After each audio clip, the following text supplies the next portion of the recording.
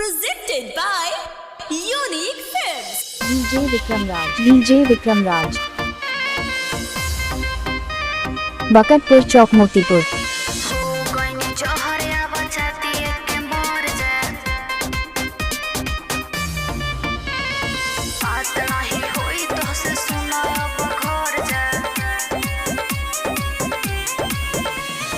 जननी नई से बदल लेबू बात हम से छुड़ाई लेबू हाथावा से हाँ सोचले ना रही ऐसे करबू तू घा प्यार करके तोह से हम बानी पछता बात नहीं होई तो से सुनायब घर जा।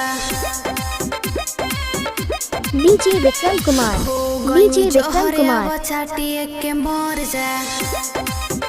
बकतपुर चौक मुजफ्फरपुर। जननी नई से बदल लेबू बात हम से छुड़ाई लेलू हाथावा से हाथ सोचले ना रही ऐसे करबू तू घा प्यार करके तोह से हम बानी पछता बात नहीं होई तो से सुनायब घर जा। हो गईनी जहरिया चाटिए के मर जा।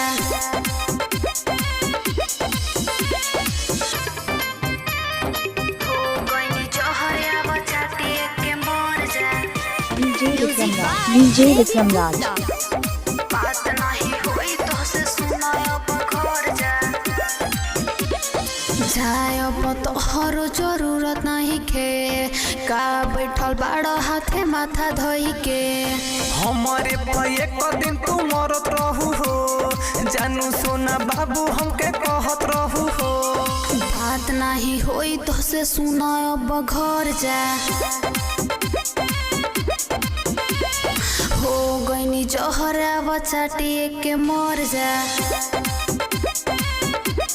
हाँ, जननी नई से बदल लेबू बात हम से छुड़ाई लेलू हाथावा से हाथ सोचले ना रही ऐसे करबू तू बात प्यार करके तोह से हम बानी पछता बात नहीं होई तो से सुनायब घर जा।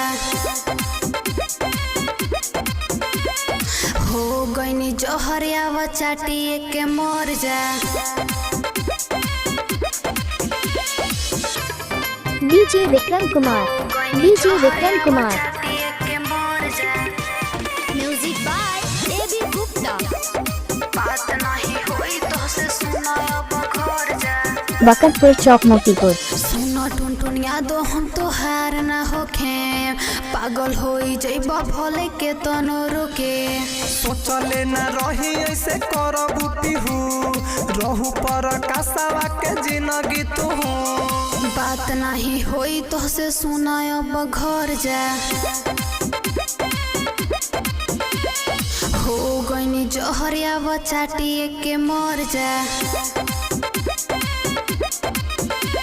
जननी नई से बदल लेबू बात हम से छोड़ाई लेबू हाथावा से हाथ सोचले ना रही ऐसे करबू तू घात प्यार करके तोह से हम बानी पछता बात नहीं होई तो से सुनायब घर जा। डीजे विक्रम कुमार। हो गईनी जहरिया चाटिए के मर जा। Bombay Digital Recording Studio.